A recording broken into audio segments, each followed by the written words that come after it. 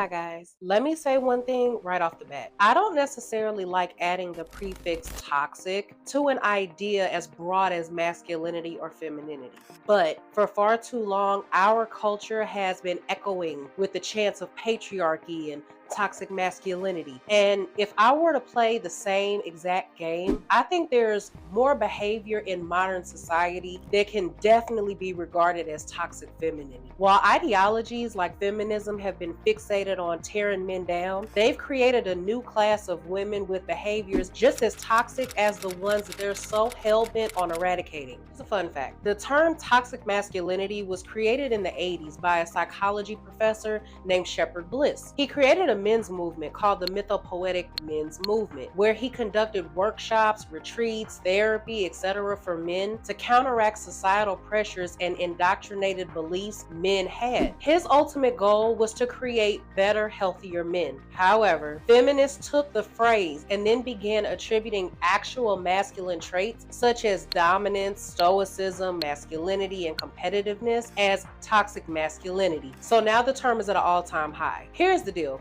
Despite the strides that feminism has claimed to have made in the female empowerment movement, there's still a halo effect that surrounds women as being innocent, oppressed, or victimized, a lot of which have stemmed from feminism itself. A lot of the behaviors we call toxic femininity are the result of women leveraging this societal image to their advantage. Feminism promised women equal rights, but left them halfway without giving them the responsibilities to accompany it. This created a batch of entitled women that ridicule men and their sacrifices while dismissing the massive responsibilities they shoulder. This disconnect is exactly what lies at the core of toxic femininity. Imagine for a second telling a generation of women that they are being oppressed and that the masculine patriarchy is what's holding them back. You can very quickly expect them to turn bitter against the very men that's holding up society. And that's exactly what happened. Toxic femininity is the result of turning genders against each other in an angry game of vendettas. A woman today knows she can completely ruin a man's life simply by opening up her mouth and spitting out an accusation. The downside of a society that's geared towards believing all women is that it gives women a certain level of power. And like any other group with power, it's inevitable that some of its members will use it for bad. This is the current state of our society. Women know how easy it is to get male attention. You know, there was a study done in the UK, I believe it was in 2014, and then it was done again in 2019. It revealed that over 50% of women have a backup plan while still in committed relationships. This means that they have a plan B in case their current relationship fails. Women initiate 70% of the divorces in America. When it comes to college-educated women, this number jumps up to 90%. And the other sad truth is a lot of times women create hurdles in letting fathers see and bond with their own children, a lot of whom they're paying child support on, all because a lot of them are still bitter from the man moving on with another woman or the man not wanting them anymore. This is what toxic femininity looks like. Women like this in relationships use their toxic femininity as a weapon to manipulate men. They usually do this through shaming a man, making him feel inferior, or constantly threatening him with divorce and custody because they know that the law is usually softer on them. So they lean on that. All of these are just derivations of a woman's femininity taken to a twisted extreme and used to their advantage. You know, honestly, I feel like nothing is a bigger example of toxic femininity than the entire ideology of toxic masculinity itself. The reason why I say that is because it's a phrase that has chipped away at men's security by deriding them of their masculine qualities and dismissing their vital roles in society. Honestly, it's time we either stop using the term toxic for men or started using it across the board, really. We've built a society where people are chanting for rights without responsibility or accountability that accompanies it. We're constantly pitting groups against one another, and one of those groups happens to be men and women. In a world like this, you better expect toxicity on both sides, because to pretend that only men are capable of it is the epitome of toxicity itself. So till the next video, I'll see you guys later.